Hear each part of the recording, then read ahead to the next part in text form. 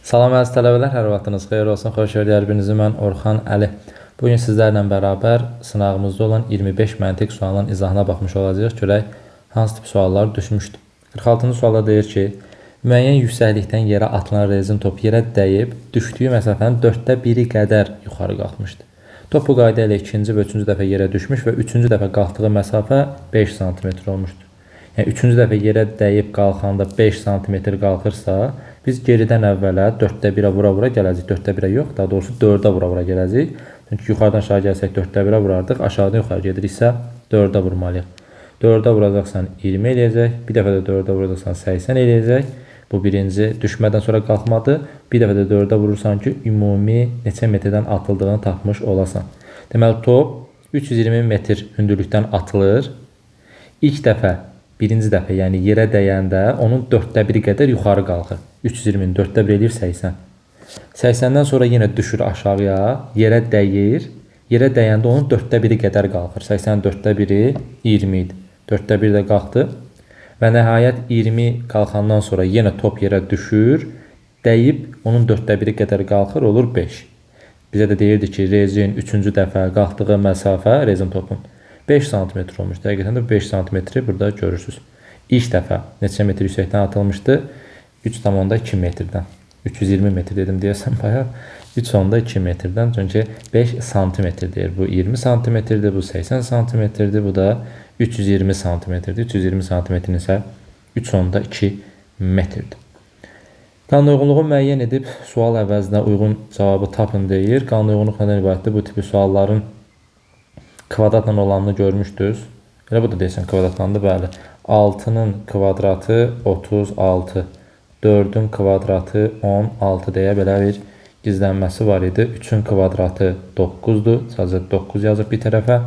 5-in kvadratı 25-dir.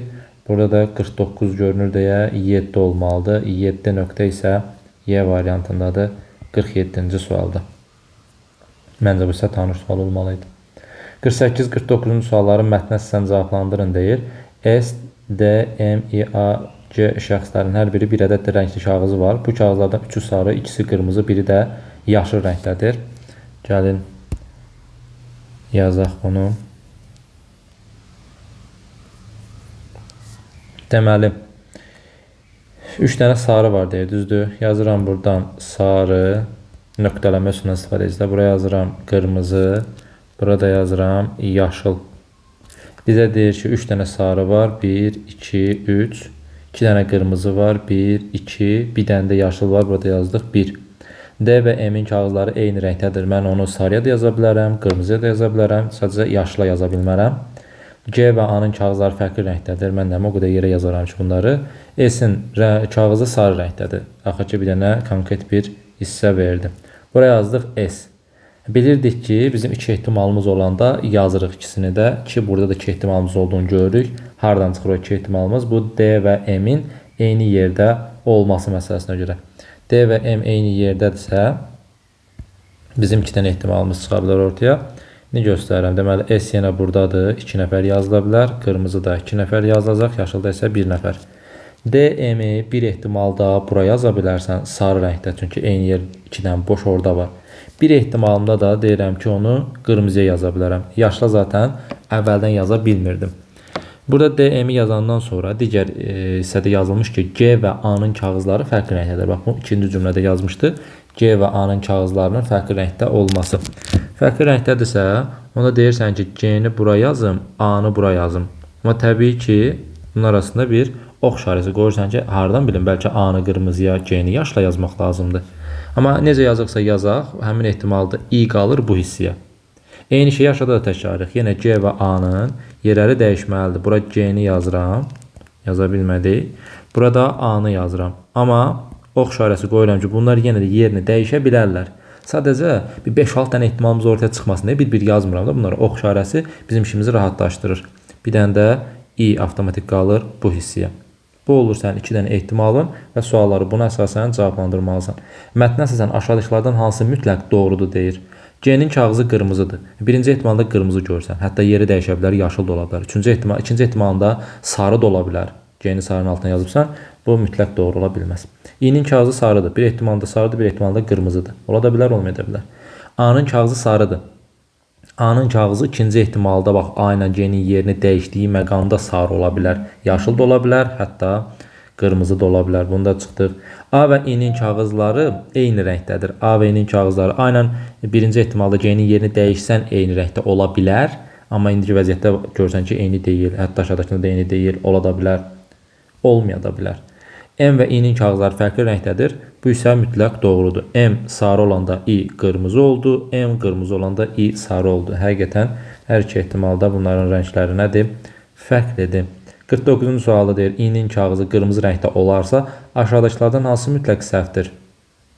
İ'nin kağızı qırmızı rəngdə olarsa deyirsə, onda bu ehtimalların işin yoxdur. Birinci ehtimalına baxırsan, birinci ehtimalda çünki I qırmızıdır və orada bizdən mütləq səhv istəyir. A'nın kağızı qırmızıdır. A yerini dəyişə bilər deyə, ola da bilər, olmaya da bilər. Mütləq səhv deyil bu. C'nin kağızı yaşıldır. C'nin A ilə yer dəyişməsini gördüyümə görə bu da ola da bilər, olmaya da bilər. C'nin kağızı sarıdır. C'nin kağızı sarıdır. Mütləq yanlış cavabdır. 49'a doğru cavabımız C variantı. Çünki C ya qırmızıdır, ya yaşıldır. Aşağıdakı ehtimalda sarı ola bilirdi. C və İ'nin kağızları eyni rəngdədir. Ola da bilər. Yerlər dəyişsə olmaya da bilər. M və A'nın kağızları fərqli rəngdədir. M və A'nın kağızları fərqli rəngdədir fikri isə mütləq doğru fikirdir. Çünki A'nın yaşıl və qırmızı olmasına olmayaraq M həmişə sarı idi və rəngləri fərqli olurdu. Belə, bu da oldu 49-cu sualın cavabı. Anaqramı həll edin və fərqli variantı seçin deyir. Baxaq buna. A bəndi sapfirdir. Sapfir. Nap yazım. Göz yaddaşlarında da görmüş olun. B bəndi ametistdir. Ametist. Sonra D bəndi topazdır. Bunu ilk dəfə eşitmiş ola bilərsiniz. Eşitməmiş də ola bilərsiniz. Yəni əvvəldən bilmiş də ola bilərsiniz. Y bəndi akvamarindir. Akvamarin. C bəndi isə platindir. Təbii ki, burada cavabımız olur platin. Digərləri daşlardır. Safir, ametist, topaz, akvamarin daşlardır. Platin isə metaldır. C bəndi fərqli variantımızdır. Yadda saxlayın o sözləri. 51-ci sualda əllərinə keçən bütün rəqəmləri, ədədləri doldurduqlar ora. Onda nə edirdik? Ya sətr üzrə, ya da üstün üzrə cəmlərə baxırdıq. Birinci sətr üzrə baxaq, alınmasa üstün üzrə baxacaq. Burada 19, 38, 47, 53'ü toplamaq asandır, yoxsa onlar rəqəm toplamaq. Ən asan nədirsə birinci onu yoxlayırıq. Təbii ki, rəqəm toplamaq asandır deyə 1, 9, 10, 13, 21, 25, 32, 37, 40, 48. Buranın cəmilədi 48. 12, 18 də bu 18 hardan? 12, 16 da buradan 28, 35, 35, 44, 5 də bu 49 da buradan gəlir. 48, 49 böyük ehtimal ki, 50, 51, 52 gedəcək. 3, 10, 21, 36, 36, 14 da bu 50. 11, 20, 27, 27, 38, 13 da buradan 51. 48, 49, 50, 51 desə, onda buranın da cəmi 52-ni verməlidir. Nə çatmır? 11, 20, 31, 45. 7 çatmır. 7 cəmində verən bizdə hansı var? B bəndindəki 16 var. 52-53-cü sualları mətnəsən cavablandırın deyir. Deməli, Aydın, Vüsalə, Sərxan, Murad, Elvin, Lamiyə, Fərid və Həsən adlı 8 nəfər, 3, 6, 8. İkisi qara, 3'ü qırmızı, 3'ü isə ağ rəngdə olan avtomobilləri şəkildəki dancıqda saxlanmışdır. Lap yaxşı. Qırmızı və ağ avtomobillər yanaşı saxlanmayıb. Qırmızı və ağ avtomobillər, yəni qırmızı ilə qırmızı, ağla ağ yanaşı saxlanmayıb deyə nəzərdə tutur. Ümid edirəm ki, bunu belə başa düşmüşsünüz. Qırmızı ilə ağ yanaşı olmaz. Zaten misal əlində görəcəksiniz ki, o mümkünsüz bir şeydir. Qırmızı ilə ağ yanaşı olmaz. Qara avtomobillər isə yanaşı saxlanır. Mən bilirdim ki, 2 dənə qara avtomobilimiz var. Demək, 2 dənə qara avtomobil necə olmalıdır? Yanaşı olmalıdır. Vüsalənin avtomobilinin yanında Sərxan və Muradın, Həsənin avtomobilinin yanında isə Elvin və Aydın avtomobilləri dayanıbdır. Deməli, bu cümləni oxuyub bu formada yaza bilərik də, düzdür? Vüsalənin avtomobilinin yanında Sərxan və Muradın deyirsə, bir tərəfinə Sərxan, dəqiq bilmirəm hansı tərəfdə, amma yazıram da. Sərxan, bir tərəfinə də Murad yazmış oluram. Sonraki cümlələr bunu konkretləşdirər. Bir də yazır ki, Həsənin avtomobilinin yanında isə, burada yazıram Həsən. Həsənin avtomobilinin yanında Elvindən Aydın var. Buraya yazıram Elvin, burada yazıram Aydın. Yenə deyirəm, aşağı yerlər Sərxanla Muradın yeri dəyişə bilər. Nömrələri təbii ki, önəmi var. İlkin olaraq belə yazırıq təbii ki. Daha sonra deyək ki, nerede qaldıq? Aydın və Fərdin avtomobilləri eyni rəngdədir və yanaşı saxlanılıb. Aydınla Fərdin avtomobilləri eyni rəngdədirsə və yanaşı saxlanılıbsa, bu ancaq və ancaq hansı halda mümkündür? Onların maşınlarının qara olduğu məqamda mümkündür. Çünki qırmızı rənglə olan avtomobillər yanaşı olmazdı, ağ rəngli avtomobillər yanaşı olmazdı şərtini vermişdi. Əgər qara avtomobillər yanaşıdırsa və burada da Aydınla Fərdin avtomobilləri yanaşıdırsa, eyni rəngdədirsə, onda harada da Aydın? Aydının yanına bir dənə Fərid yazırıq. Aydının yanına bir dənə Fərid yazırıq və deyir ki, bunların maşınları qara rəngdədir. Qara, qırmızını qır deyə yazarıq, fərqlənsin deyə. Aydınla Fərdin maşınını yazdıq. Sonra nə deyir? Elvinin və Lamiyanın qırmızı avtomobilləri. Elvinlə Lamiyanın avtomobil bilirəm ki, maşınlar nə rəngdədir? Qırmızı rəngdədir. Bunu da yada saxlayaq. Girişə ən yaxın avtomobillərdir. Aha, Elvinin də maşını, Lamiyanın da maşını ya 1-də ya da 8-dədir. Girişə ən yaxın hissədədir. Bu hissəndə girişi də ona görə vermişdi. Amma yazır ki, Vüsalənin avtomobilinin dayanacağının nömrəsi Elvinin avtomobilinin dayanacağının nömrəsindən kiçikdir. Əgər mən Elvini bir nömrəli tərəfə yazsam, onda bu şərt ödənməyəcək. Çünki yazırdı ki, Vüsalənin avtomobilinin dayanacağının nömrəsi. Artıq Elvini 1 götürmüşəmsə, Vüsalənin dayandığı, maşının dayandığı yer neçə olur olsun, Elvinin kiçik olmayacaq. Ona görə nə etməliyəm? Mən Elvini 1 nömrəli yaza bilmərəm. Gətirirəm Elvini yazıram 8 nömrəliyə ki, Vüsalənin maşının dayandığı yer nömrəsi Elvinin maşının dayandığı yer nömrəsindən kiçik olmuş olsun. Çünki burada yazmışdı Vüsalənin avtomobilinin dayanacağının nömrəsi Elvinin avtomobilinin dayanacağının nömrəsindən kiçikdir. Elvini oraya yazandan sonra avtomatik tez yuxarısına Həsən yazmalısan. Çünki Həsənin maşını Elvinlə Aydının maşını arasındaydı. Onu əvvəlki şərtdə vermişdi. 6 nömrəliyə onda 100% Aydını yazmalısan. 5 nömrəliyə də Aydınla Fərdin avtomobilləri yanaşı idi dediyinə görə burada Fəridi yazmalısan. Getdim. Bunların maşınları nə rəngdə idi? Bunlar bilirdik ki, Fəridin maşını qara rəngdədir. Aydının maşını qara rəngdədir. Elvinin və Lamiyənin qırmızı avtomobilləri yazmışdı axı. Ona görə 100% bilirsən ki, Elvinin də avtomobili nə rəngdədir? Qırmızı rəngdədir. Qırmızı rəngli avtomobillərlə ağ rəngli avtomobillər yanaşı olmadığına görə buradan 100% nəsə gəlsən, Həsənin maşını ağ rəngdədir. Qırmızı rəng yaza bilməsən. Zaten qara rəngdə qalmamışdı. 2 dənə qara vardı, getdi. Bu tərəfi müəyyənləşdirdiksə, digər tərəfdən də girişən yaxın avtomobillərdən biri Elvinin maşını idi, bir də Lamiyənin maşını idisə, onda bu hissəyə Lamiyəni yazıram. Məsələn, Lamiyənin maşını deməli 1 nömrəldədir. Lamiyəni 1 nömrəyə yazandan sonra qalır burada bu hissə. Bu hissədə biz bilmirdik də, düzdür ki, Vüsalənin maşının yanında Sərxan, Murad necə yerləşir. 100% bilirəm ki, Vüsalənin maşını buradadır. Vüsalənin maşını buradadır. İndi Sərxanın maşını 4-dədir, Muradın maşını 2-dədir. Yoxsa Muradın maşını 4-dədir, Sərxanın maşını 2-dədir, onu bilmirəm. Dün şərtdə bizə sadəcə Vüsalənin maşını onların arasındadır deyə, yanlarında onlar var deyə bir şərt vermişdi. Ona görə bura yazıram Murad, bura yazıram Sərxan. Və ya ki, bir dəfə bura Sərxan, burada Murad yazıram. Bu iki ehtimalda nəzərimizdə saxlamaq ki, bizə lazım olur, yoxsa yox. Lamiyənin avtomobili qırmızı rəngdə olduğuna görə bura gətirib qırmızı yazırıq. Çünki girişə yaxın avtomobillərin ikisi qırmızı rəngdə idi. Bu qırmızını yazandan sonra başqasının avtomobilin rəngini veribmi? Baxın, 2 dənə qırmızı gedib, bir dənə ağ gedib. Qalıb nə? Bir dənə qırmızı rəngli avtomobilimiz qalıb, 2 dənə də ağ rəngli avtomobilimiz qalıb, 2 dənə də ağ. İndi burada Murad, Vüsalə və Sərxan avtomobillərin rəngini müəyyənləşdirmək çətindirmi? Xeyr, çətin deyil. Mən 100% bilirəm ki, Vüsalənin maşını qırmızı rəngdədir. Niyə? Çünki Lamiyanın maşını qırmızı rəngdədirsə, Sərxanın maşını qırmızı rəng deyə bilməzsən. Qırmızılar yanaşı olmazdı. Muradla Vüsalə arasında qalarsan, amma Murada gətirdin, ta ki qırmızı verdin. Onda Vüsalə ilə Sərxan maşınları ağ rəngdə qaraqı. Ağ rəngli maşınlar da yanaşı olmazdı şərtini bilirəm deyə. Oradan 100% bilirəm ki, Vüsalənin maşını rəngdədir, qırmızı rəngdədir. Artıq Muradın maşını, Sərxanın maşını harda olmasından asılı olmayaraq fərqi yoxdur. Hər ikisinin maşını ağ rəngdədir. Sadəcə 2-də kimdir, 4-də kimdir onu müəyyənləşdirə bilmirəm. 52-ci sualda deyir ki, neçə avtomobil rəngini təyin etmək mümkün deyil? Neçə avtomobil rəngini təyin etmək mümkün deyil? Hamısını təyin etmək mümkün deyə elə 0 yazsan. Yəni avtomobillərin rənginin hamısını müəyyənləşdirə bilirsən. Murad, Həsən və Sərxan avtomobili müvafiq olaraq hansı rəngdədir? Murad, Həsən, Sərxan. Muradın maşını harda olmasına son olaraq ağ rəngdə idi. Həsənin maşını ağ rəngdə idi. Sərxanın maşını harda olmasına son olaraq Ağ rəngdədir. Cavabımız olur 53-də də B variantı 52A, 53B.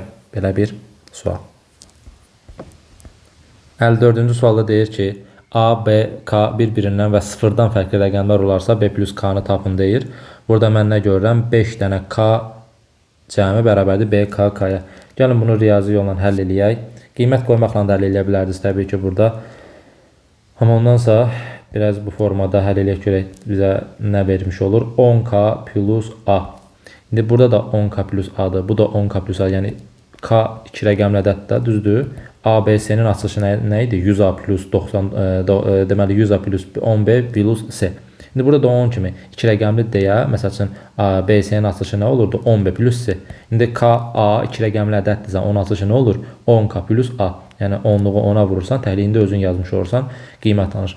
10K plus A, bu da 10K plus A, bu da 5 dənə 10K plus A varsa, gəlin onu birbaşa yazaq da. Niyə bir-bir yazıb sonra vaxt dirək ki? Eləyir 50K plus 5A bərabərdir. BKK-nın açılışı nə deməkdir? BKK-nın açılışı da 100B üzərinə gəlsin 10K üzərinə gəlsin K. Yəni 11K-ya. Bunu bir tərəfə keçirsək, K-nı olur nə? 39K plus 5A bərabərdir 100B-yə. Belə bir hissə alırsınız. Amma müəllim, burada 3 dənə dəyişən var. Mən necə tapacağam deyirsinizsə, yəni deyirəm, qiymət yazmaqla da həll eləyə bilərdiniz bunu, amma bu hissəyə gələndən sonra da diqqətlə, azcana diqqətlə baxsaz görərsiniz ki, bu hissədən qiymət yazıb həll eləmək çətin bir şey deyil. Niyə çətin bir şey deyil? Çünki mən bilirəm ki, 100'ü, buradakı B-nin qiyməti neçə olur olsun vursan, 100 1 ola bilər, 200'e versin, 2 olsa 200 olur, 3 olsa 300 olur, 4 olsa 400, 5 olsa 500, 6 olsa 600. Yəni konkret olaraq 100'ün misliləri formasındadır, düzdür? Burada da 5A-nı görürsən, 5'i nəyə vursan, 100'ün mislilərlə bərabər çıxıb rahat-rahat bölə bilirsən. Əsas məsələ burada qalır 39K-nın üzərində. Sən K-ya 1 versən, K-ya 2 versən, K-ya 3 versən, K-ya 4 versən, heç hansında o 5'ə bölünməni və 100'ün misləri qiymətlərini heç bağla bilməzsən. Tutaq ki, gətirdin, verdin K-ya 2, laf elə olsun 1. 39'u 1'ə vuranda neçə edir? 39. Sən sonra 5A-nı o tərəfə keçidəndə, yəni çıxanda 100B-dən 5A-nı çıxanda konkret ya 0 ilə bitən ədəd eləyəcək, ya da 5 ilə bitən bir ədəd eləyəcək. Sən bunu necə düzəldə biləcəksən? Mümkündürmü? Xeyr, mümkün deyil. Yəni dediyim kimi bunu görmək çətin olmamalıdır sizin üçün. 39K hissəsinə görə K-nın qiyməti yalnız və yalnız 5 ola bilir.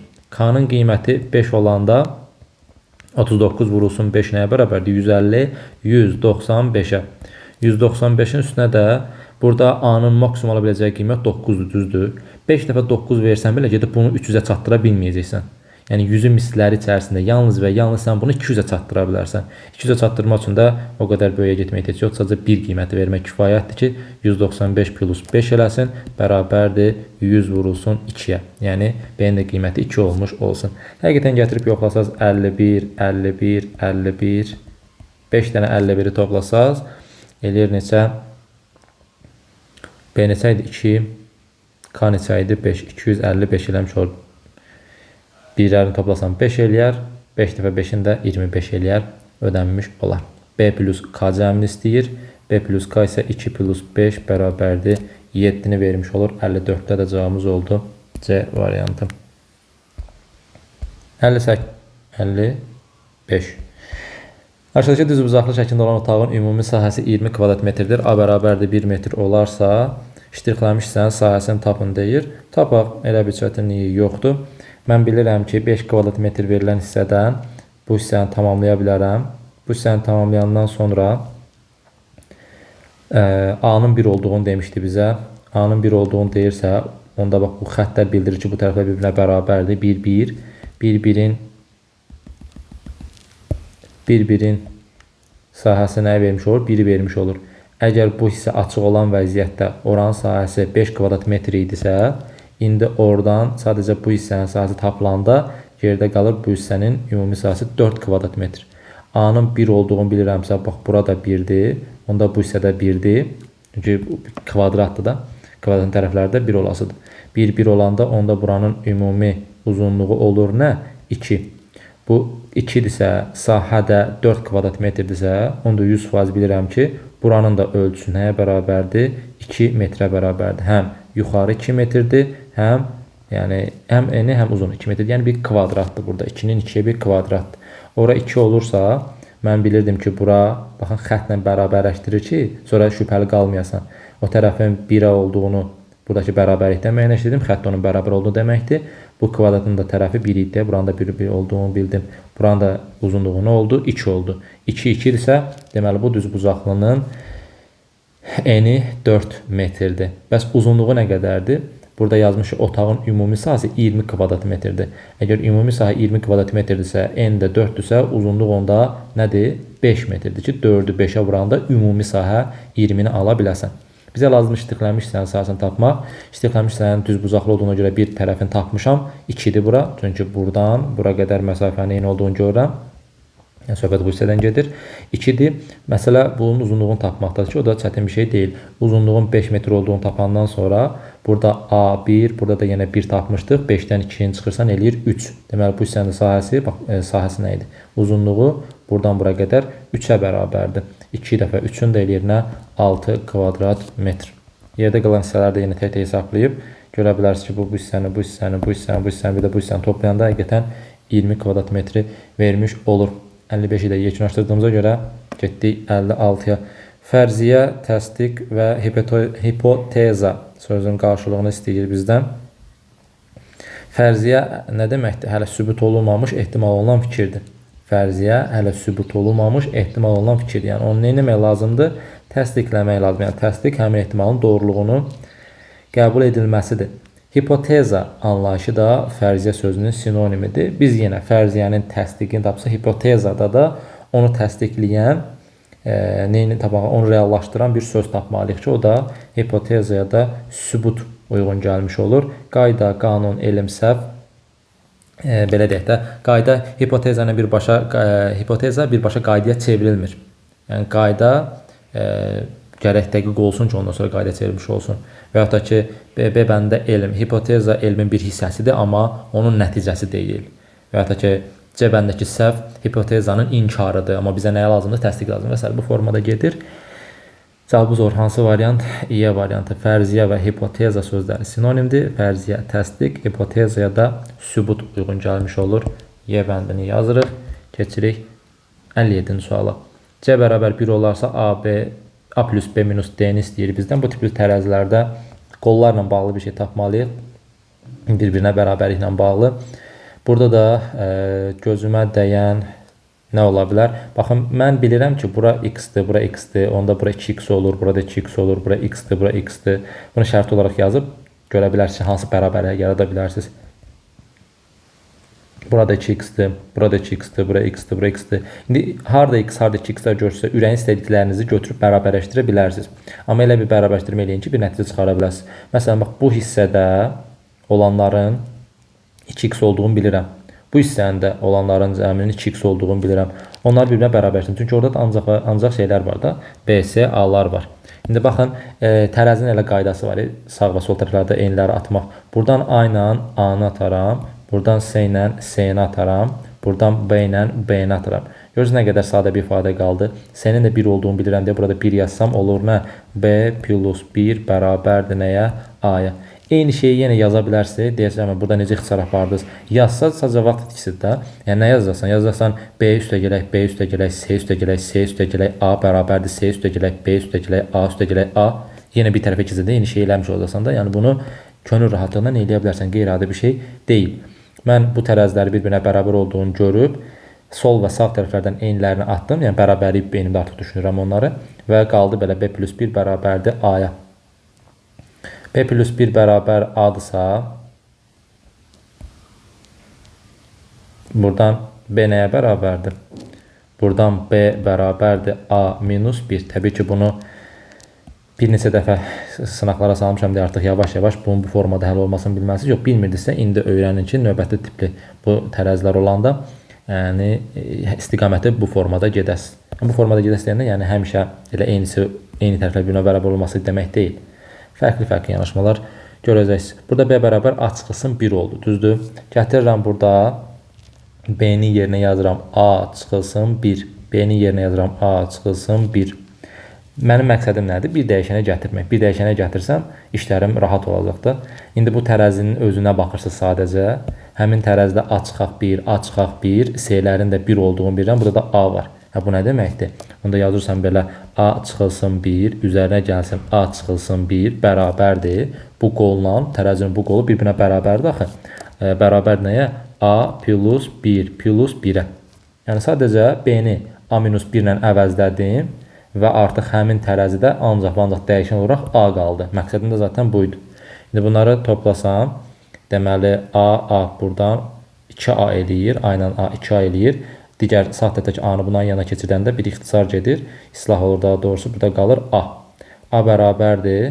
2 burada var. Mənfi 1 ilə mənfi 1 toplayanda mənfi 2 eləyir. Sağ tərəfdən də müsbət 2. Müsbət 2 də oradaydı. Eləyir 4. A-nın qiyməti olur 4. A 4-dürsə B də nəyə bərabərdir? B də bərabərdir 3-ə. Mənə də bu lazım idi ki, A ilə B-nin qiymətini tapmış olub. Davamı çox rahat şəkildə gəlir.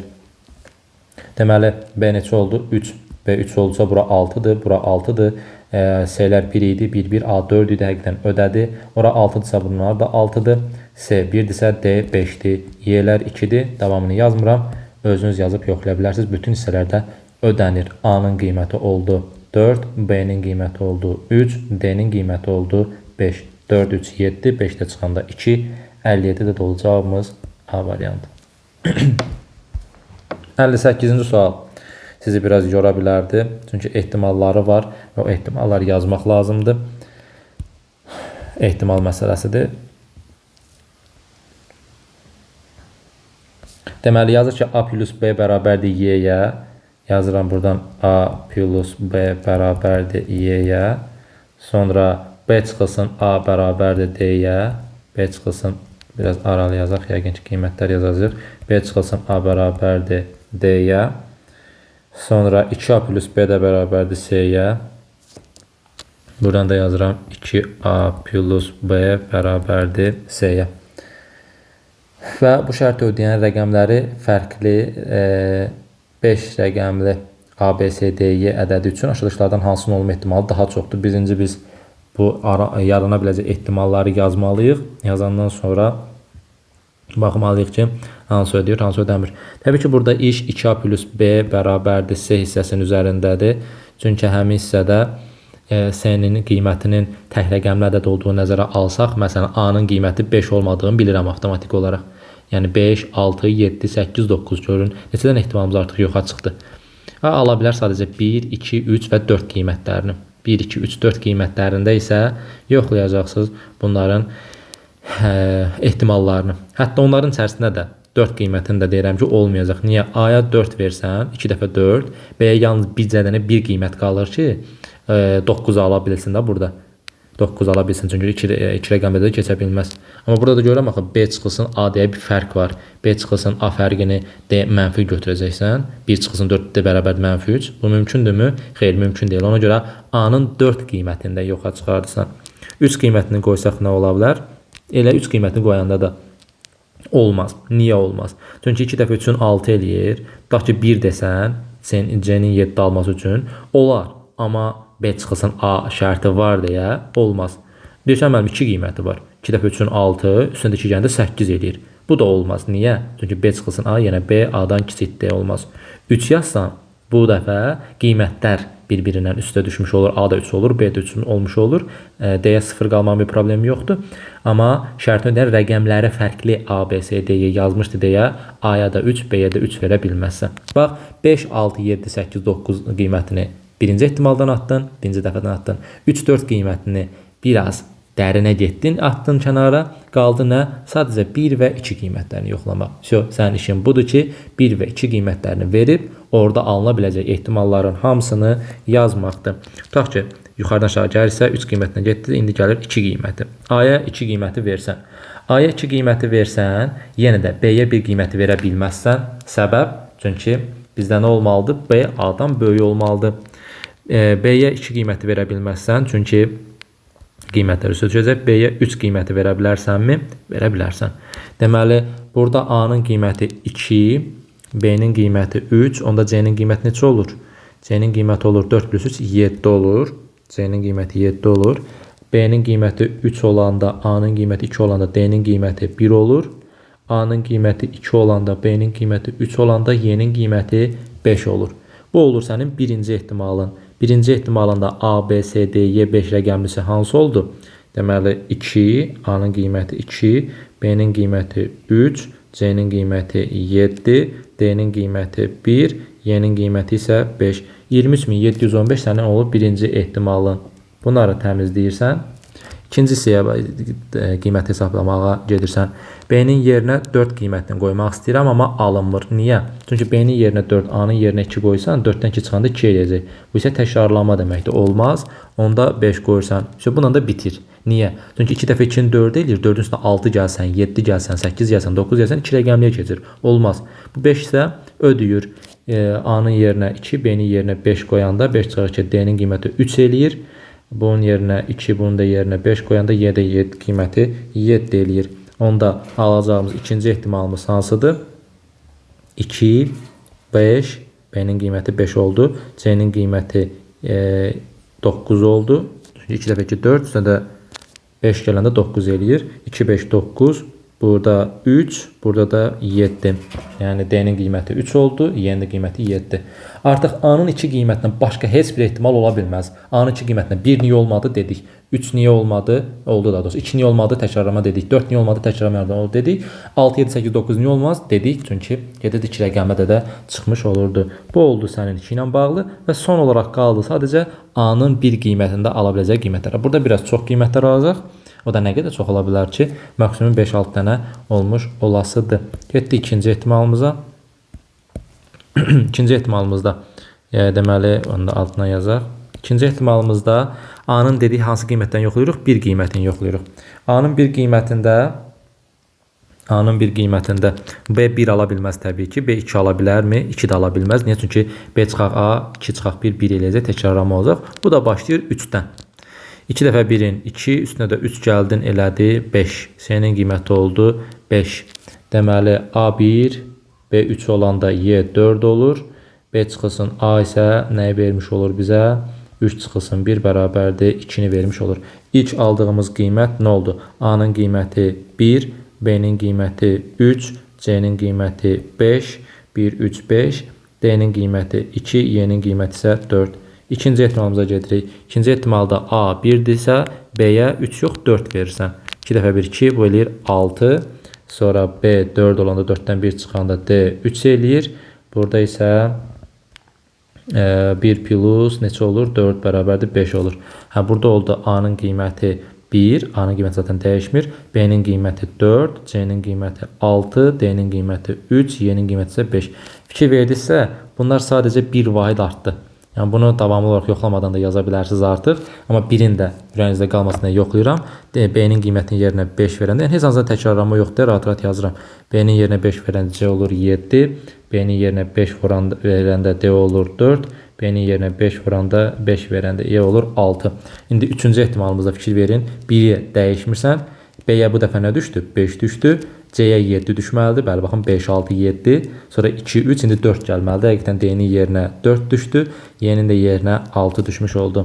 Növbətisini artıq yoxlamadan yazıram. 1, 6, 8, 5, 1, 6, 8, 5, bir də 7. Növbətisində yazıram. 1, 7, 9, 6, bir də 8. Bu formada yazdım. Yəni deyirəm, yoxlamaya bilərsiniz. Üzərində qalırsa yoxlaya bilərsən. 9-u gördüm deyə bir dənə dayanıram. Burada hansı qiymət idi?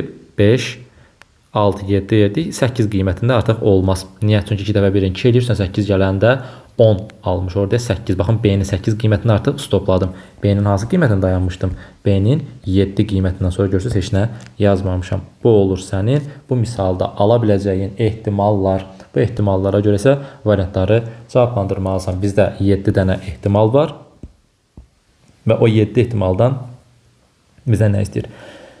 Hansının ehtimal daha çoxdur istəyir? Rəqəmləri cəmi 20-dən böyükdür. Rəqəmləri cəmləyək hamısını 5, 12, deməli 5, 12, 18. Buraya yazıram 18. Daha sonra 2, 5, 7, 16, 19, 26. Buranın cəmi elədir 26. 1, 2, 3, 4, 5 buranın cəmi eləyir 15. 1, 4, 6, 11, 14, 19, 1, 5, 7, 4, 6, 23, 1, 6, 7, 15, 27, 1, 7, 8, 17, 23, 31. Bu olduğu rəqəmləri cəmi. Deyək ki, bu ədədin rəqəmləri cəmi 20-dən böyükdür. 20-dən böyük olan neçə ehtimalım var? 1, 2, 3, 4 ehtimalım var. A bəndinin ehtimalı olur 7-də 4. Bu ədəd cüt ədəddir. 20715, 25937 bu formada baxanda cütlə bitən hansıdır? 4 ilə var, 6 ilə var, 8 ilə var. 3 dənə ehtimalım var. B bəndinin ehtimalı 7-də 3-dür. A və B-nin hasili Y-dən kiçikdir. A və B-nin hasili Y-dən kiçikdir. A, B, C, D, Y yazıram. A ilə B-nin hasili nədən kiçikdir? Y-dən kiçikdir. 2 dəfə 3-ün 6 Y-dən kiçik deyil. 2 dəfə 5-in 10 7-dən kiçik deyil. Amma digərlərinin hamısı kiçik olacaq. Bir dəfə 3-ün kiçikdir 4-dən, bir dəfə 4-ün kiçikdir 5-dən, bir dəfə 5-in kiçikdir 6-dan, bir dəfə 6 kiçikdir 7-dən, bir dəfə 7 kiçikdir 8-dən. 5 ehtimalında bu şərt ödənir deyə C bəndinin ehtimalı olur 7-də 5. Ədəd 3-ə qalxız bölünən ədəddir. Narahat olmayın, cəmləri yazırız artıq orada. 18 bu 1, 15 2, 27 3. Bu olur 7-də 3. Rəqəmlər cəmi 3-ə bölünürsə 3-ə bölünəndir deyə buradan da işimiz rahat oldu. Ədədin rəqəmləri cəmi 25-dən kiçikdir. 25-dən kiçik 1 ehtimal, 2 ehtimal, 3 ehtimal, 4 ehtimal var deyə bu da olur 7-də 4. Ehtimalı ən böyük olan hansı oldu? 7-də 5 ilə C variantı A və B-nin hasili Y-dən kiçikdir. Belə bir sual vaxt aparırmı? Aparır. Amma maraqlı bir sual idi. Sonra gəldi 59-cu suala.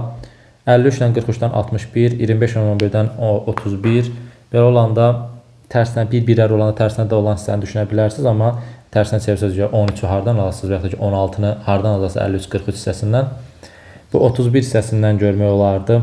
Misalları çox işləyibsizsə artıq qüvvət üstlərlə bağlı. 2-nin üstü 5 çıxılsın, 1-in üstü 1, 31-i vermiş olurdu. Yendirəm, asan bir misal sayılmır, amma praktikanız bu qeyri-aşkar operatorlarda çoxdursa, bu sualı görməyiniz də lazım idi.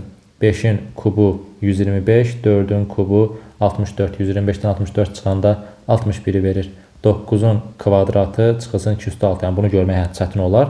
2 üstü 6, 64, 81, 64, 17, amma digər yuxarıdakı ikisini görmək mümkün olurdu. Onda 4-ün üstü 4-dən çıxmalıyam 6-nın kubunu, o deyilir 256 çıxılsın 216. Bərabərdir 40. B variantı 59-da keçdik 60-cı suala. Nərmin həzmi 200 ml olan butulkanı dolduraraq körpəsinə yemək verir. Həkimin məsləhəti ilə o hər dəfə butulkaya yağlılığı 3.2% olan 100 ml süd tökür və butulkanın qalan hissəsini su ilə doldurur.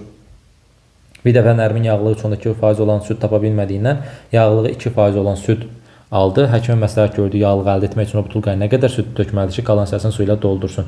Biz birinci müəyyənləşdirməliyik ki, 3.2% tökdüyü hissədə nə qədərdir? Onda 100 millini vuruq 3.2%-ə bölürük 100%-ə ki, görək neçə millidir. O da 100-lər ixtisar gedir, faizlər getdi. Burada qalır nə? 3.2 milli. Deməli, yağlı 3.2 millidir. 3.2 millidir 100 milliyə qarşı.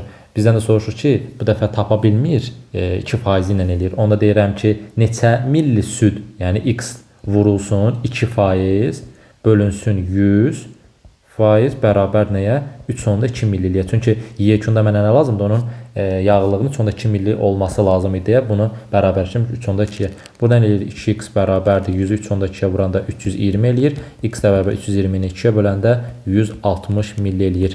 Deməli, bayaqların 100 milli süddə 3.2% idi. İndi 160 milli süd əlavə eləməlidir. 40 millisi su qalmalıdır ki, 40 hardan biləm? Burada 200 milli dediyinə görə.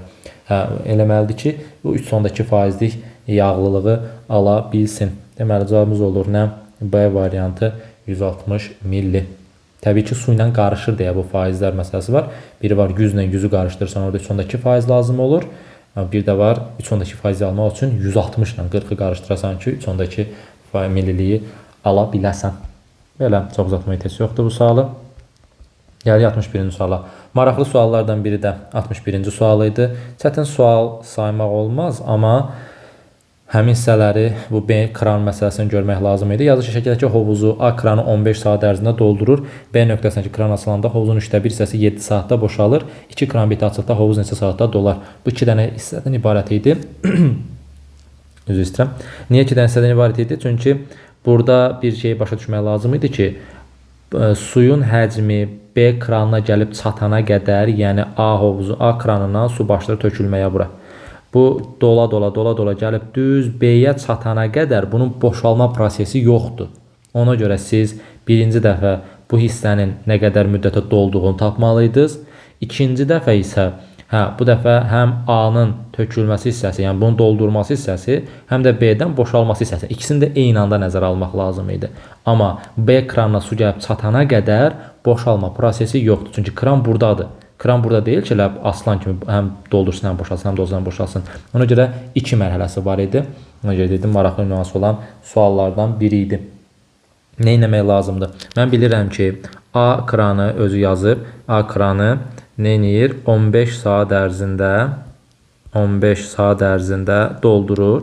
B nöqtəsindəki kran açılanda hovuzun 1/3 hissəsi 7 saatda boşalır. Demir ki, B kranı 1/3 saatda boşalır. Deyir ki, B kranındakı hovuz açılanda hovuzun 1/3 hissəsi 7 saatda boşalır. 1/3 hissəsi 7 saatda boşalırsa, tam isə neçə saatda boşalır? 21 saatda boşalmış olur. Deməli, yazıram ki, B hovuzu isə 21 saata ümumilikdə söhbət gedib boşaltmış olur. İndi biz nə edirdik? Aşağıda h bərabər 1, h bərabər 2 yazıb deyək. Biri 3/1, bir də 3/2-ni ifadə edir. Bu hissə 3/1 olan hissədir. Yuxarı isə 3/2-ni ifadə eləmiş olur. Biz deyirdik ki, B kranına gəlib çatana qədər bunun boşalma ilə bağlı bir problemi yoxdur. Ancaq dola gəlir. Bu dolmanı tapmaq üçün nə edəcəksən? 3/1 hissə var da, düzdür? 3/1 hissəni böləcəksən neçəyə? 3/1 hissəni böləcəksən 15/1-ə. Çünki 15 saata doldururdu. 3/1 də 15/1-ə bölmək, 3/1-i 15-ə vurmaq deməkdir. O da eləyir neçə? 5 saat. Deməli, hovuzun B kranına qədər olan hissəsi neçə saat ərzində dolmuş olur? 5 saat ərzində dolmuş olur. Amma müəllim, bəs boşalma söhbəti niyə yoxa çıxdı? Yoxa çıxmalıdır. Yəni deyirəm, B kranı gəlib çatana qədər boşalma söhbəti yoxdur. Bu 5 saatı buradan tapdıqsa buradan silirəm. Yəni deyirəm, 3/1 hissə idi. 3/1-in neçə saata dolduğunu tapmaq üçün 15/1-ə bölmək lazımdır. Böləndə də eləyirəm, 3/1 vursun 15, yəni 5 saat. Bir bəşə yazaq, bəs 15 vurulsun 3/1 bərabərdir 5 saat. İndi ikinci hissəyə gəlirəm. İkinci hissədə isə avtomatik olaraq işlər dəyişir. Mən niyə tapdım bu 21 saatı?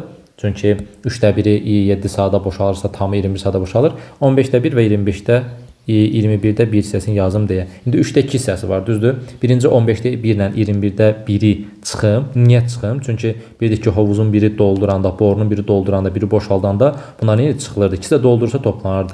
15-də 1 dolduran hissədir. Üzərinə gəlsin 21-də 1 də boşaldan hissədir. Bu formada ifadə olunur. Mənfi 21-də 1 deyə boşaltma çıxma elənidir. Ona görə elə birbaşa yazırıq. 15-də 1 çıxılsın 21-də 1. 15-də 1-dən 21-də 1-i çıxanda ortaq məxrəc neçə olar bunlar üçün? 105 olar da, yəqin ki, olar 105. 105-ə böləndə 15-ə 7, 70 bəli 7 eləyir. 21-ə də böləndə 5 eləyir. 105-də neçə eləyir? 2. Deməli, 105-də 2 hissəsinin, 105-də 2 hissəsini tapmaq lazımdır bizə nə qədər doldurduğunu. Neçə saata doldurduğunu tapmaq istəyirsə, onda 3/2-ni də 3/2 hissəsini də baxıram, 3/1 hissəsini böldük neçə? 3/1 hissəsini böldük 15-də 1-ə. Çünki sadəcə doldurma hissəsi var idi. İndi 3/2 hissəsini bölürük 105-də 2-yə. Çünki hovuz A kranı açılanda, B kranı da deməli A kranı dolduranda, B kranı boşalanda da 1 saat ərzində 105-də 2 qədər su dolmuş olur hovuza. 105-də 2 qədər. Nə qədərsə artıq. İndi burada da 3/2-ni bölmək lazımdır 105-də 2-yə. 3/2-ni 105-də 2-yə bölmək 2-də 105-ə vurmaq deməkdir. 2 ilə 2 ixtisar gedir. 105-i də 3-ə böləndə neçə eləyir? 35 eləmiş olur. 35 saata da bu hissədə dolmuş olar. Yəni A doldurur, B boşalır. A doldurur, B boşalır. A doldurur, B boşalır. Bu vəziyyət düz 35 saat çəkir ki, hovuz nə eləsin? Dolmuş olsun. 5 saat bu hissə 3/1 hissəsinin dolmasına sərf olunan vaxt idi. 35 saatda bunun yuxarıda olan hissəsinə sərf olunan vaxt idi. Cəmi neçə saat lazım imiş? 40 saat lazım imiş. Hovuz məsələlərinə aid maraqlı bir sual. 62-ci sual. 62-də 4 yazıb. Niyə yazıb? Çünki ətrafında 1, 2, 3, 4 dənə ağ var. Başqa iş. Bura niyə 2 yazıb? Çünki qonşusunda 2 dənə ağ var. Bura niyə 1 yazıb? Çünki qonşusunda 1 dənə ağ var. Onda bura neçə yazmaq lazımdır? Burada 2 yazmaq lazımdır. Çünki qonşusunda solunda və sağında 2 dənə ağ var idi. Cavabımız olur 62-də də A variantı. 63 çətin bir şəkil deyildi. Diqqətlə baxsaq görərsiniz ki 1, 2, 3, 4, 5, 6 dənə. İndi olub 1, 2, 3, 4, 5 dənə. 1, 2, 3, 4 dənə. 1, 2, yoxsa səhv saydım. 1, 2, 3, 4, 5, 6. Evet, düz saymışam. 1, 2, 3, 1'ni itirəm deyəsən. Bu qaralarda rəng itirdi ya. Və bundan eyni hündürlükdə də 1, 2, 3, 4, 5, 6 dənədir əslində. 1, 2, 3, 4, 5. Mənə 1, 2, 3, 4, 5 dənə var burada. 6, 7. 7 dənə. Sonra 1, 2, 3, 4, 5, 6. Burada 7'dir. Burada 6'dır. 1, 2, 3, 4, 5. Burada 5'dir. 1, 2, 3, 4. Burada 4'dür. Daha sonra burada da neçə olmalıdır? 3 olmalıdır. 7, 6, 5, 4, 3 gedirsə, onda B bəndi getsin, D bəndi getsin, Y bəndi getsin. Sonra A hissədə də yenə daha rahat görmək olur orada. 1, 2, 3, 4, 5, 6, 7'dir. Sonra 1, 2, 3, 4, 5, 6'dır. 1, 2, 3, 4, 5'dir. Sonra 1, 2, 3, 4'dür. İndi də 3 dənə lazımdır. 3 ağ, 3 qara isə hansı variantdadır? C variantındadır. Bitdi, getdi. 64. Hər mərtəbəsində 5 mənzil olan binada Zülfiyə 4-cü mərtəbədə 106 nömrəli mənzildə, Aytən isə 7-ci mərtəbədə 213 nömrəli mənzildə yaşayır. Aytən və Zülfiyənin yaşadıkları blokların nömrələri fərqi x olarsa, x-in mümkün qiymətləri cəmini tapın deyir. Maraqlı suallardan biri də budur. Blok suallarının biraz çətin versiyası demək olarmı? Yəqin ki, olar. Çünki biraz hesablama istəyir bizdən və məntiqi hissəsi də var bunun. Necə hesablayarıq bunu? Deməli bizə deyir ki, hər mərtəbəsində 5 mənzil olan binada Zülfiyə 4-cü mərtəbədə 106 nömrəli mənzildə qalır. 106-nı böləcəksən 5-ə. Desəz niyə? Çünki mən bilirəm ki, hər mərtəbədə 5 mənzil var. Hər mərtəbədə 5 mənzil varsa, 106-nı 5-ə bölürsən, alırsan 21. Qalıqda da bir qaldığına görə keçir hansı mərtəbəyə? 22-ci mərtəbəyə. Deməli, Zülfiyə ümumi olaraq sayanda, Zülfiyə idi yoxsa Aytən? Hə, Zülfiyə. Deməli, buraya yazıram. Zülfiyə 22-ci mərtəbədə qalmış olur. 22-ci mərtəbədə. Zülfiyənin daha doğrusu hesablaması hissəsinə gəldi. 22 mərtəbəyə çıxdı, düzdür. Zülfiyə 22-ci mərtəbədə qaldı deməyək. Çünki öz yazım 22-ci mərtəbədə qaldığını. Burada 22 mərtəbə yaranmış oldu. Necə yaranmış oldu? 106-nı 5-ə bölməklə. Burada nə yazmışdı? Zülfiyə 4-cü mərtəbədə qalır. Zülfiyə 4-cü mərtəbədə qalırsa, 22-dən 4 çıxırsan eləyir neçə? 18. Deməli, Zülfiyədən əvvəlki binalarda 18 mərtəbə vəziyyətini yaratmalısan. 18 mərtəbə. Niyə? Ya bu birbaşa 18-dir, ya da 2-2 olaraq. İndi o hissəyə gəlib çatacağım.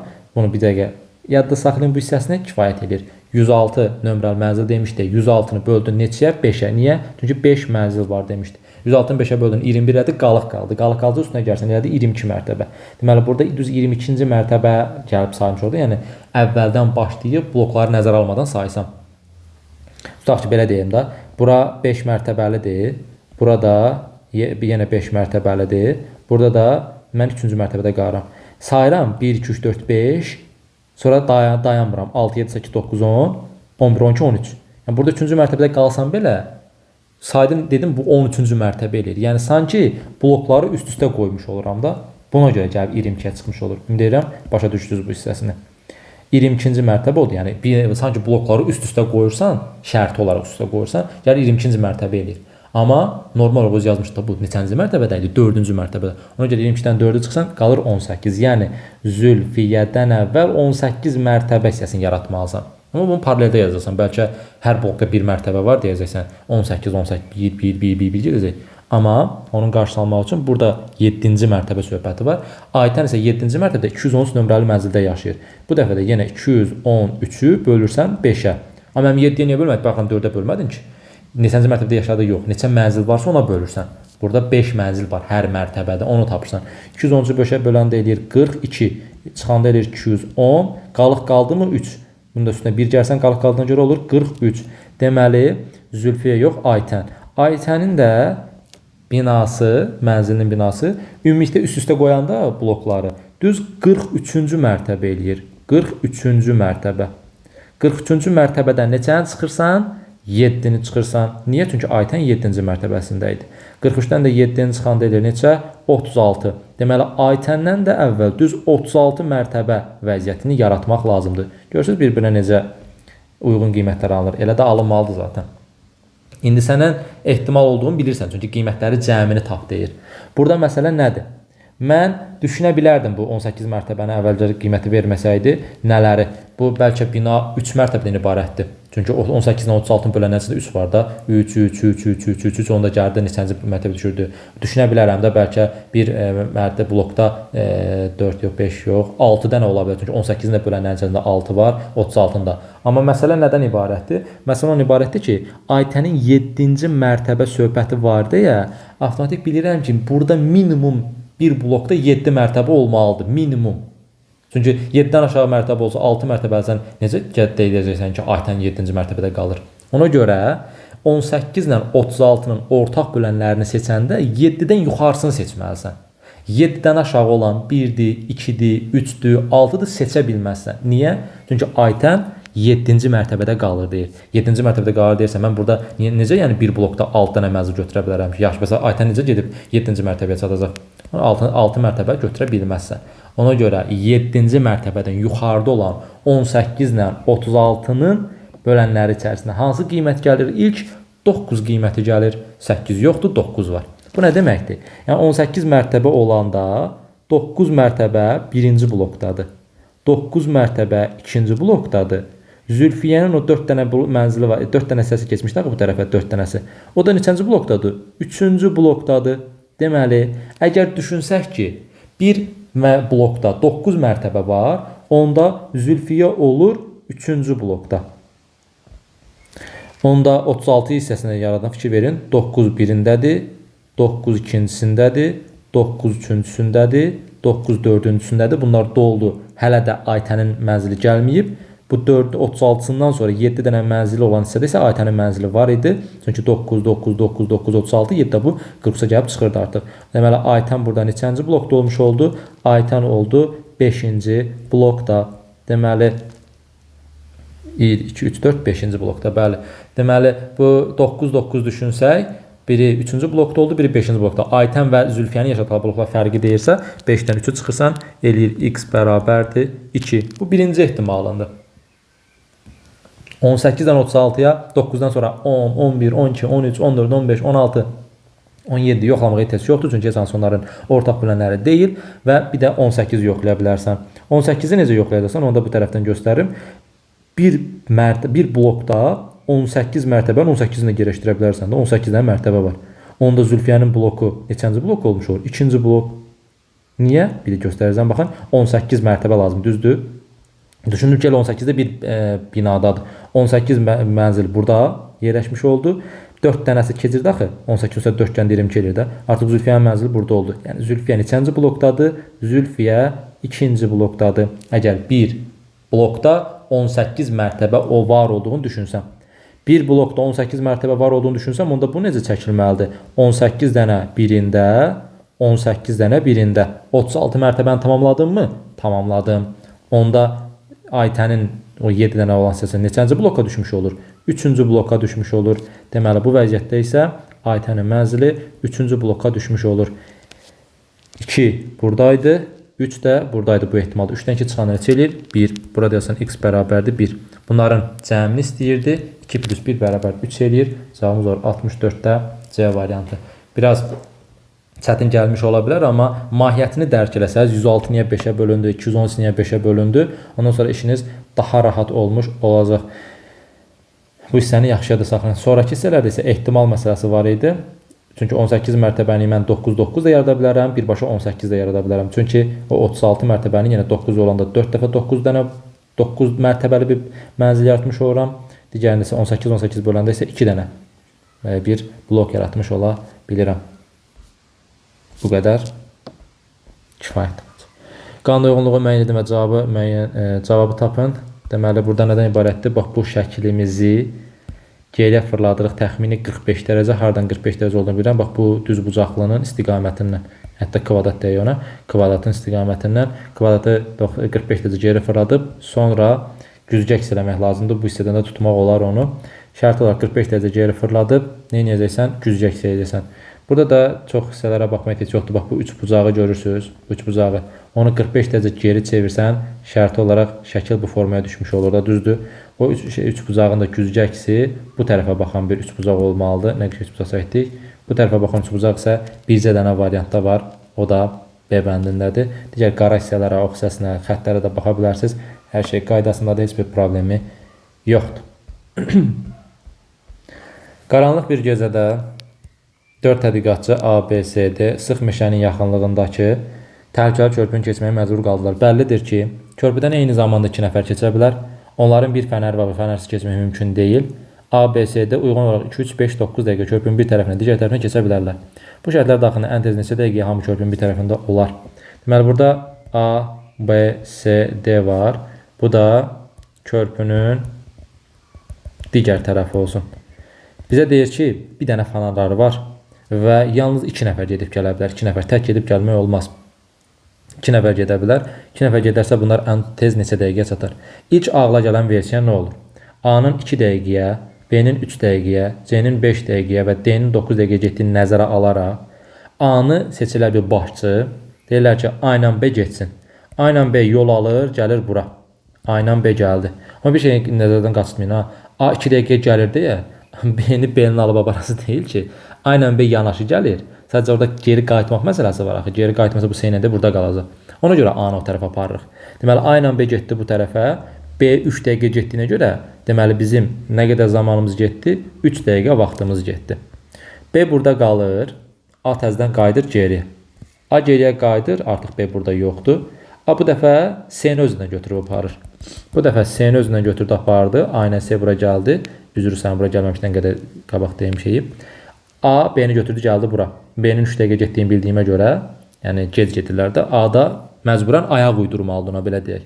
B-ni ora qoyur, özü qayıdır. Hə, A artıq tək qayıtdığına görə A 2 dəqiqə gedir də bu yolu. Ona görə yazıram plus 2. A artıq yenə gəldi bizim yanımıza. Bu dəfə C-ni götürür.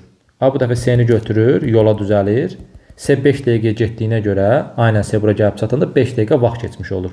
Yenə deyirəm, A C-yə ayaq uydurur. 5 dəqiqə vaxt keçdi. İndi C-ni orada qoyur. Bu dəfə A yenə geri qayıdır. A geri qaydanda yenə 2 dəqiqə yolda itirirmi? İtirir. Bu dəfə C-də getdi artıq. D-ni götürür və gedir, ona da vaxt bitir. 3, 2, 5, 2. Bu 9 da götürüb gəlir bura. 9 dəqiqə çatırlar. D də burada olur. A da burada olur. Plus 9 deyirsən. Bunları toplayanda eləyir 6, 5, 10, 12, 21 dəqiqə eləyir. Sanki doğru tapmış kimi düşünürüz, amma bundan daha qısa bir zaman var. Daha qısa zamanda düz düşünmək o qədər də asan deyil. Dediyim kimi ağla gələn 2 dəqiqəlikdir deyə A getdiyi sürət. Deyirsiniz ki, elə A ilə hamısını bir-bir aparıb gətirək. Amma bundan başqa bir versiya da var idi. Neydi o versiya? Onu yazanda görəcəksiniz ki, daha az müddət alınmış olur. Çox fərq olmasa da yenə də azdır. A, B, C, D buradadır. Körpünün digər tərəfi də bu hissədir. Nə edərsiniz? Deməli, burada birinci yola düşər A ilə B. Deməli, mən bilirəm A 2 dəqiqə gedir, B 3 dəqiqə gedir, C 5 dəqiqə, D də 9 dəqiqə gedir. Özü vermiş şərtdə uyğun olaraq demişdi. A ilə B yola düzəlirlər. A ilə B ikisi gəlirlər körpünün bu tərəfinə, digər tərəfinə. Neçə dəqiqə gəlib çatdılar? 3 dəqiqə gəlib çatdılar, düzdür? Deməli, B buradadır və 3 dəqiqə zamanları keçdi. Təzədən A qayıdır. A qayıdır bu körpünün bu tərəfinə. Bayaqdan demişdik axı, A qayıdandan sonra 2 dəqiqə qayıdır, düzdür? Bunda yazaq yadımızdan çıxmasın. 3 plus 2 üzərinə gəl. Bayaqdan demişdik ki, A qayıdıb C-ni aparır, düzdür? Bu dəfə elə eləmirəm. Necə eləyəcəm? A qayıtdı 2 dəqiqəyə. B artıq yoxdur. Körpünün digər tərəfinə keçirmişəm A vasitəsilə. İndi bu dəfə deyirəm ki, fənəri verirəm C ilə D-yə. Verə bilərəm. Yəni şərt deyir ki, bir nəfər keçsin o tərəf bu tərəfə. Elə bir şey yazıb ora? Yox. Fənəri verirəm C ilə D-yə. Bu dəfə C ilə D düzəlirlər yola. A bu tərəfdə qalıb A. Neçə dəqiqə gedəcəklər? Normal olaraq 9 dəqiqə gedəcəklər də. 9 dəqiqədən sonra plus 9-umuzu da yazaq bura. 9 dəqiqədən sonra C də D də körpünün digər tərəfindədir. Bir dənə qaldı A. İndi burada məntiqlə B-ni, C-ni, D-ni hansını geri qaytararsan? B 3 dəqiqəyə geri qayıdar, C 5 dəqiqə geri qayıdacaq, D də 9 dəqiqə geri qayıdacaq. Bu dəfə C ilə D fənəri verir B-yə. fənəri B-yə verir ki, bu sürətli qaydacaq axı geriyə. Bu geri qayıdır neçə dəqiqəyə? 3 dəqiqəyə. 3 dəqiqə B geri qayıtdı, körpün bu tərəfindən gəldi A-nın yanına. Artıq burada A ilə B qalıbdı. Bu dəfə təzələnən fənərləri var deyə yola düzəlirlər. B-nin sürəti 3 dəqiqəlik olduğuna görə A ilə B də təzədən buraya qaydana qədər, bura qaydana qədər 3 dəqiqə vaxt keçir. Plus 3 deyirsən və bunu hesablayırsan. 3, 2, 5, 9 da bu 14, 6 da bu 20 dəqiqə. Bax, belə bir versiyada onlar 21 yox, gördünüz 20 dəqiqəyə, ən tez neçə dəqiqəyə gedər demişdi. 20 dəqiqəyə getmiş oldular. Deməli, sadəcə fokuslamaq lazım deyil A-nın üzərinə. A gedib gələndə 21 dəqiqə eləyir. Amma A birinci dəfə gedir, B-ni qoyur, təzədən qayıdır, kimisə aparmır. Ötürür fənəri digər ikisinə, C ilə D gedir. C ilə D gedəndən sonra B o tərəfdə idi axı. C qayıtmır, D də qayıtmır. Niyə? Çünki onlar gec qayıdırlar. B ən tez qayıdan 3 dəqiqə qayıtdı. A-nı götürdü, 3 dəqiqədə yenə körpünün digər tərəfinə çatmış oldular. 3 plus 3 yazmışıq orada. Görürsünüz, cəmləyəndə isə 20-ni vermiş olurdu. Bax, belə bir maraqlı sual. 67-ci sual. Qanun yolu ibarət idi. Bunun birinci tərəfinlə, bunun birinci tərəfini toplayanda bura eləyir. Həqiqətən 1 ulduz 2 dənə dairə. Bunun ikinci tərəfindən, bunun ikinci tərəfini çıxanda, yəni plusla, bu ulduzu çıxsan bir dənə plus qaldı. Deməli, birinci tərəflər çıxılır, ikinci tərəflər toplanır. Birinci tərəfləri bununla bunu toplayanda həqiqətən yenə 2 dairə, 1 ulduz aldım. Və yaxud da ki, ikinci tərəfləri nə edir? Çıxırdıq. Bu bir dairə ulduzdan, bu ulduzu çıxanda bir dənə dairə qalmış olur, qalır. Birinci tərəfləri toplayanda alıram 2 dənə ulduz. İkinci tərəfləri nə edirdik? Çıxırdıq. Bu hissədən, bu hissənin çıxanda ulduzlar ixtisar edir, burada qalır bir dənə dairə. O da hansı variantdadır? B bəndindədir, başqa bir variantda çaşdırıcılığı yoxdur. 68-ci sualda deyir ki, Aysu, Bahar, Cavid, Dünya, Elxan, Faiq, Gülər və Həsən hər birində 2 və ya 3 nəfər olmaqla 3 qrup şəklində bazar günü müxtəlif saatlarda 16, 18, 20:00-da ekskursiya getməyə qərara aldılar. Deməli, bir qeyd dəftəri yaradaq.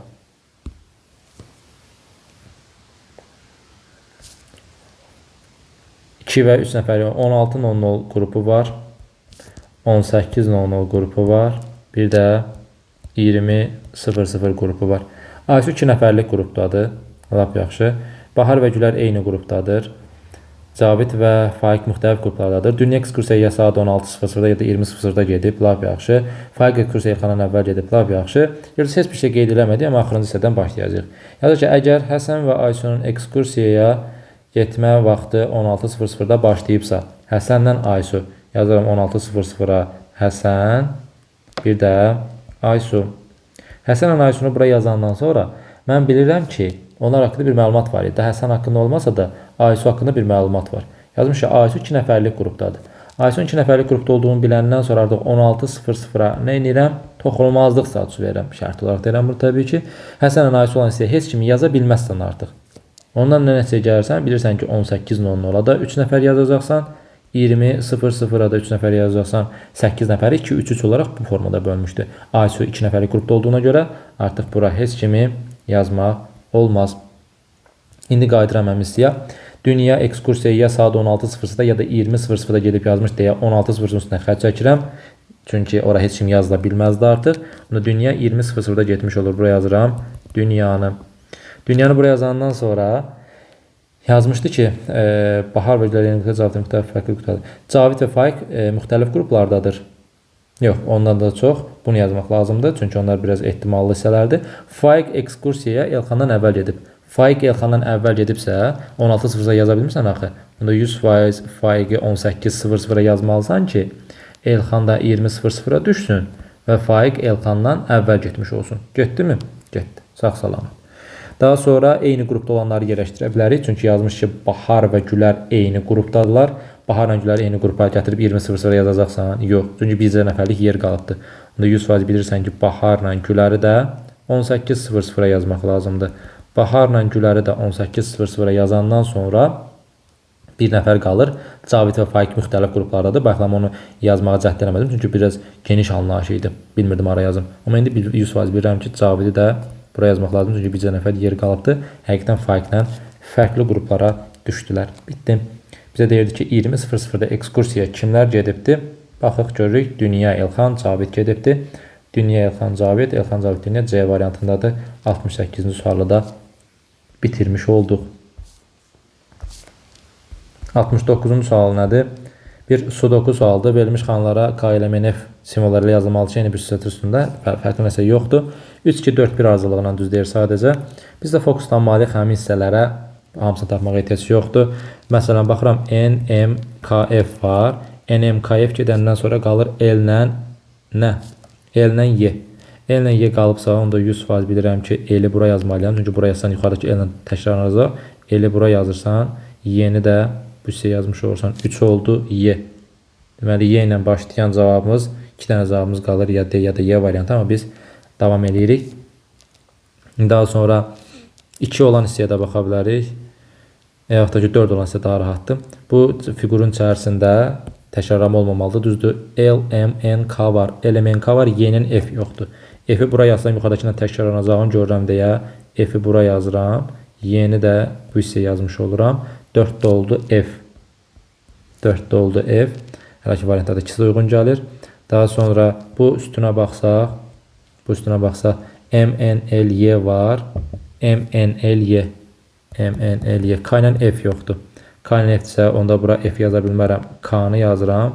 Burada F-i yazmış oluram. İndi 2 olan hissəyə baxaq. 2-yə yazıram bura L, M, N, F. L, M, N, F, K, Y.